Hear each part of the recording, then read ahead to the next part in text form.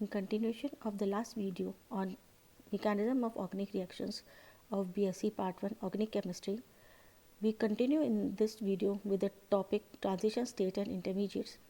To explain the mechanism of the reaction, it is necessary to know about the activation energy and transition state. According to transition state theory, to convert the reactive molecules into product, it is necessary to cross the energy barrier or transition state. The rate of the reaction depends upon the rate of the change of the reactant molecules into transition state. When the reactant molecules react together, they attain the higher energy of the system.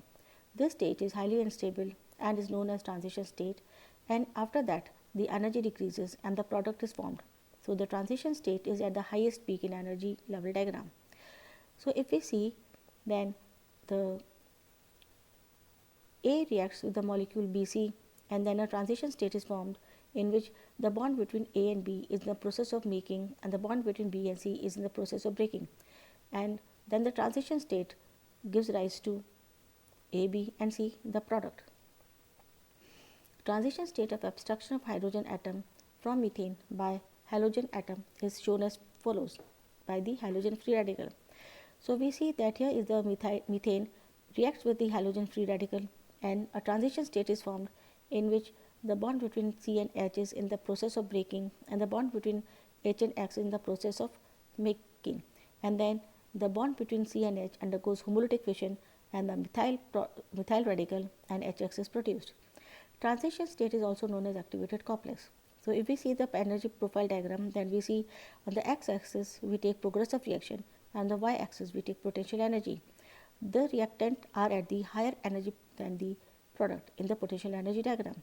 So these reactants after some time form a transition state, and at this transition state if the energy of the molecules is about equal to or greater than energy of activation, then they give rise to the products, and if not, then they are converted back to reactants. Now we come to the many organic reactions take place in two or more steps. Two reactions state transition state 1 and transition state 2 are present when the reaction takes place in two steps. When the reactants are converted into products, intermediate is formed. It is more stable than transition state and can be shown in energy valley in between the two transition states. If energy of Ts1 is greater than the energy of T2, like in this figure 2, then the unstable intermediate is formed which rapidly converts into products. If energy of Ts2 is greater than Ts1, like in this figure, the energy of Ts2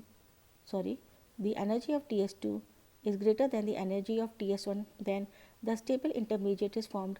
So the second step is the determining step. Here the rate of the formation of intermediate from reactant is more than the rate of the formation of the product from the intermediate. Now we come to the another part, which is the number of transition states are equal to the number of the steps of the chemical reaction, and the number of intermediate steps are less than the number of transition states. For example, if it is one step reaction, then the number of transition state is 1 and the number of intermediate is 0. If it is a two step reaction, then there are two transition states and the number of intermediate is 1. So if we consider the intermediate state,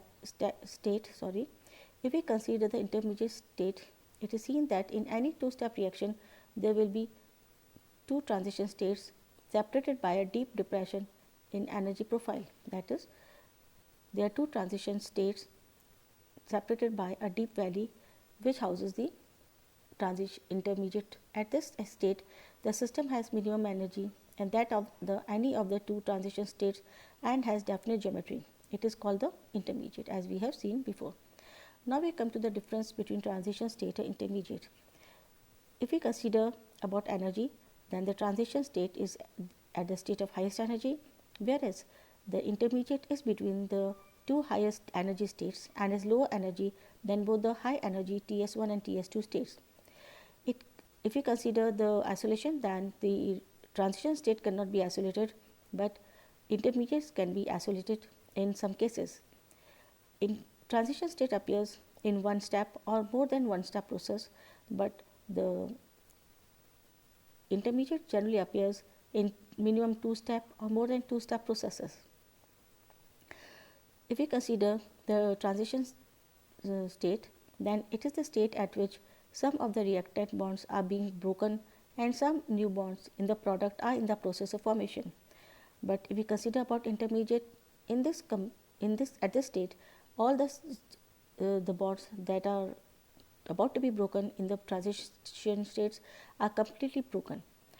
And if we consider the geometry, then the intermediate has no definite geometry, but if we consider geometry, then the transition state has no definite geometry, but the intermediate has definite geometry.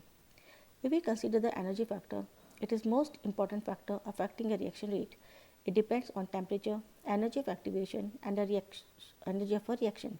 The energy of activation is characterized of a reaction is related to the fraction of the collision having energy greater than the activation energy by the following expression. Fraction of the collision with energy greater than energy is equal to the exponential raised to the power of minus activation energy minus upon RT. The factors of collision with energy greater than E is equal to E raised to the power minus activation energy upon RT, where E is the 2.718 base of the natural logarithm, R is the gas constant, and T is the temperature of absolute scale. It follows from the above experimental relationship that at a given temperature, the fraction of the collision with energy less than energy of activation will be greatly influenced by even a small difference of energy of activation. The greater the value of energy of activation, the smaller the fraction of collision possessing the energy to form the transition state which gives rise to product. And if the energy is less than the energy of activation, then the collision will be elastic and the transition state will not give rise to the product but will be converted back to the reactants. If we consider the transition state theory, then organic reactions are generally slow and they require energy in the form of heat, light, electricity, etc. To start them, usually the potential energy of product in a reaction is lower than that of the reactants. If a plot of the progress of a reaction against the energy content of the reaction system is plotted, we get the energy profile of that reaction. In the energy profile of a single step reaction, apparently the reactants have to be energized to a state known as the transition state of the reaction before they can be transformed into the products. Speaking figuratively, reactants and products lying at a lower energy level, they have to climb up the hill separating the two valleys. The steepest of the hill corresponds to the energy barrier between the reactant and the products, which has to be crossed before the reaction can be accomplished. If E2 represents the energy of the transition state and even that of the reactant, then E2 minus E1 represents the amount of energy that is needed to transfer the reactants into products. The energy difference is called energy of the activation and is represented by the symbol E subscript ACT. It follows that the transition state of the reaction is the state of the higher energy. That's all for today. Thank you.